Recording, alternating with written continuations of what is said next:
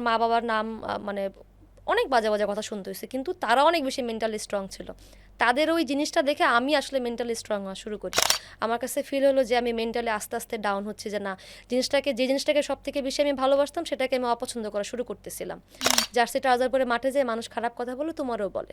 Mentally যে দিকটা থাকে ফ্যামিলির কাছ থেকে, আমি বলি ফ্যামিলি অনেক বেশি একটা বড় রোল প্লে করে এই জায়গা থেকে। কারণ আপনার মা বাবা আপনাকে যা ফিল করাবে বা আপনার সারাউন্ডিং পিপল আপনাকে যা ফিল করাবে, আপনি মেন্টালি সেভাবে গ্রো করবেন। সো ছোট থেকে দেখা যাচ্ছে যে আমার ফ্যামিলি আমাকে ওইভাবে গ্রো করছে, যে না, কারণ নেগেটিভিটি আসবেই। মেয়ে হিসেবে ক্রিকেটটাকে চুজ করছো খেলার জন্য। সো এবং ওই সময়টাতে যেই শহর থেকে আমি মফস্বল শহর থেকে আসছি, তখন বলবো ফুল ফ্যামিলি সাপোর্ট ছাড়া কখনো এই পর্যন্ত আসা হতো না। কারণ এমনও আমার মা বাবার নাম মানে অনেক বাজে বাজে কথা শুনতে হয়েছে, কিন্তু তারা অনেক বেশি মেন্টালি স্ট্রং ছিল।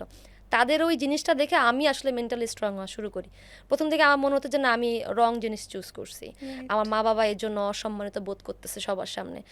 তো এটা নিয়ে আমি অনেকদিন ছোট থাকতেই আমি বলবো, অনেক তখন কোন ক্লাসে পড়ি, 8-এ না 9-এ পড়ি এরকম, তখন আমার কাছে ফিল হলো যে আমি মেন্টালি আস্তে আস্তে ডাউন হচ্ছে, যে না, যে জিনিসটাকে সব থেকে বেশি আমি ভালোবাসতাম সেটাকে আমি অপছন্দ করা শুরু করতেছিলাম। তখন আমার মা একটু টের পাইলো যে না, কিছু একটা হয়েছে, সে প্র্যাকটিসে যাইতে চাইতেছে না বা বাইরে যাইতে চাইতেছে না, রিজনটা কি।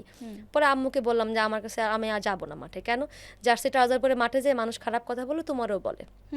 তো আমার মা অসম্ভব ধার্মিক একজন মহিলা, তো উনি আমাকে বললেন, দেখো, তুমি জিনিসটাকে ভালোবাসো, আমরাও ভালোবাসি যে তুমি জিনিসটাকে ভালোবাসো, এবং আমাদের এই বিষয়ে কোনো কষ্ট নাই। আজকে তুমি স্ট্রাগল করতেছো, আমরাও করতেছি, তোমার স্ট্রাগল একার স্ট্রাগল না, এবং তুমি সামনের দিকে যাও, যত ঝড়ঝাপটা আছে আমরা দেখে নেব, তোমার কোনো টেনশন নাই। এই একটা দুইটা লাইনে না আমার লাইফটা আসলে চেঞ্জ করে দিছে ওই সময়টাতে।